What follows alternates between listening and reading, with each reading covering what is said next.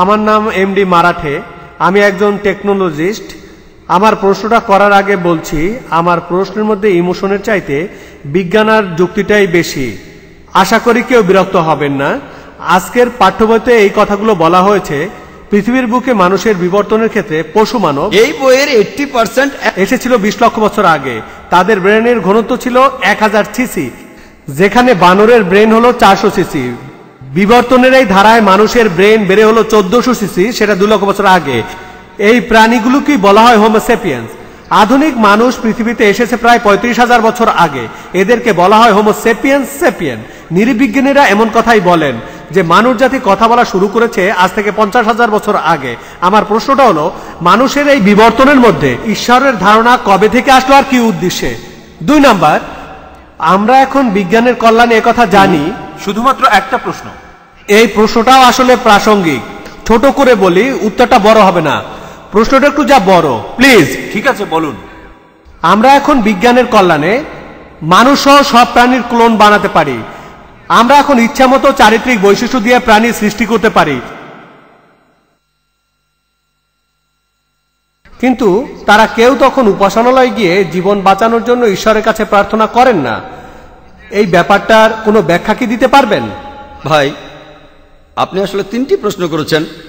প্রথমে আপনি বললেন, আপনি থিওরি অফ ইভলিউশন আর মানুষের কথা বললেন এখানে ঈশ্বর কিভাবে আসলেন। দ্বিতীয়টা, ঈশ্বর বিশ্বের এই সব কিছু তৈরি করার পর তার ক্ষমতা কতখানি কমে গেছে। তৃতীয়টা, আমরা যখন অসুস্থ হই তখন আমরা হাসপাতালে যাই, মন্দির, চার্চ বা মসজিদে যাই না। মোট 3টা প্রশ্ন। তিনি বললেন উত্তরটা ছোট হবে, যদিও প্রশ্নটা বড়। আর সত্যি বলতে উত্তর দিতে আমারও বেশ সময় লাগবে। ভাই, আমি আপনাকে বলতে চাই, আপনি হোমো স্যাপিয়েন্সের ব্যাপারে যেসব কথা বললেন, উদ্ধৃতি দিলেন, আপনি আসলে থিওরি অফ এভলিউশনের কথা বলছেন। থিওরি অফ এভলিউশন, আমি একজন ডাক্তার, আমি আমার জীবনে এমন একটা বইও পড়িনি যেটা বলছে ফ্যাক্ট অফ এভলিউশন। এটা হলো থিওরি অফ এভলিউশন। আর আমি এই থিওরি অফ এভলিউশনটা জানি, এটা হলো ডারউইনের থিওরি।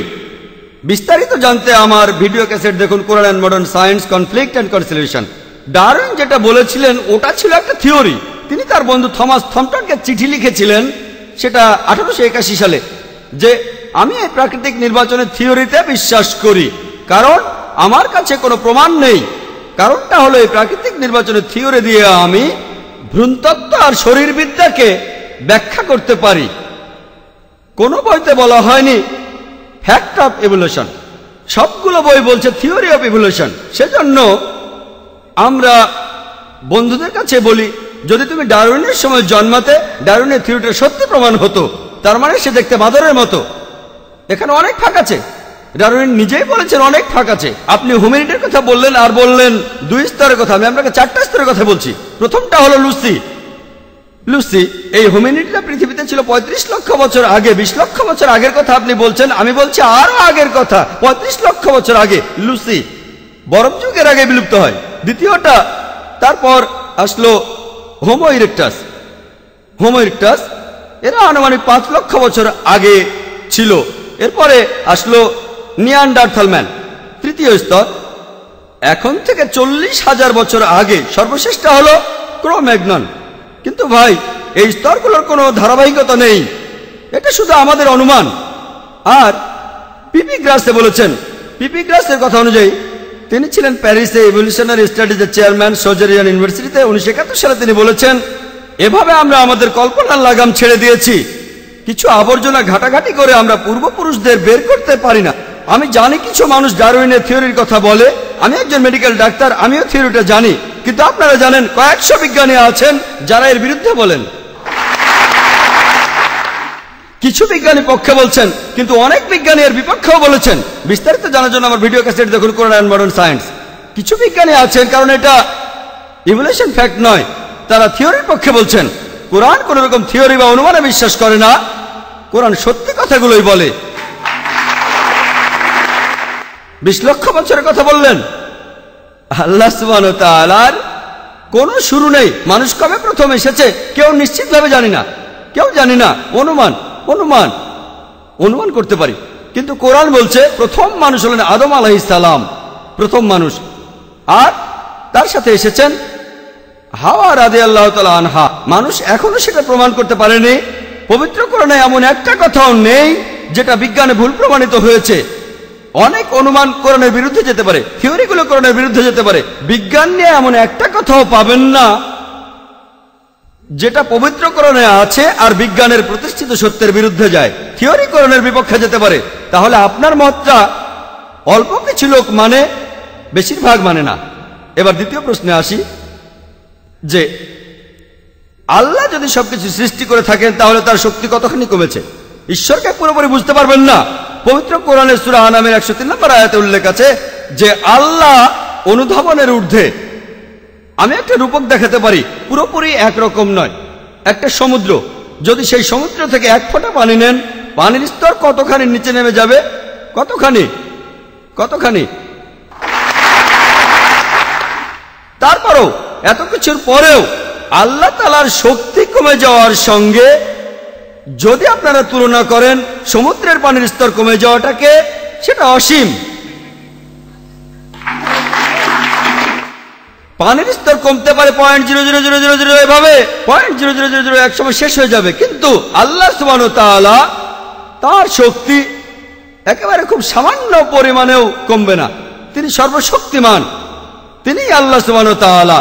যে ঈশ্বরের শক্তি কমে যায় আমরা তার উপাসনা করি না, যার শক্তি কমে যায়। এভাবে সৃষ্টি করলে একদিন সব শক্তি কমে যাবে। আমাদের ঈশ্বর চিরস্থায়ী, অবিনশ্বর। আমি আগেও বলেছি তিনি অবিনশ্বর, চিরস্থায়ী। সবকিছু নির্ভর করে তার উপর, তিনি কোনো কিছুর উপর নির্ভর করেন না। আল্লাহ কিভাবে আসলেন? বিশ্বজগৎ সৃষ্টির আগেও আল্লাহ ছিলেন, তিনি সব জায়গায় আছেন। তিনি কোথায় আর কিভাবে সৃষ্টি হয়েছেন? তিনি সৃষ্টি হননি।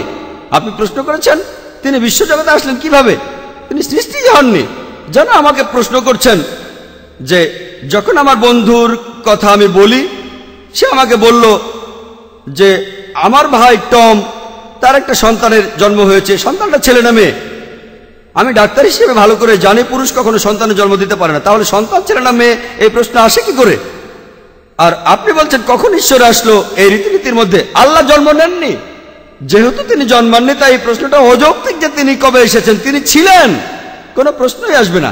এবার আমরা তৃতীয় প্রশ্নের উত্তর বলি যে আমরা যখন অসুস্থ হই তখন আমরা হাসপাতালে দৌড়ে যাই, মন্দিরে দৌড়ে যাই না, মসজিদে যাই না, চার্চেও যাই না। ভাই হয়তো সব ধরনের লোককে চেনেন না। আমি ডাক্তার, আমি জানি যে ডাক্তাররাও হাল ছেড়ে দেয়, আর তারাও বলেন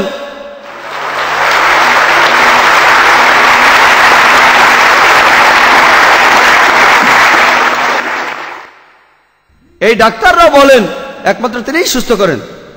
তার মানে এই না কারো অসুখ হলে শুধু মন্দিরে যেতে হবে, কারণ পবিত্র কোরআনের সূরা নাহলে 43 নম্বর আয়াতে উল্লেখ করা হয়েছে।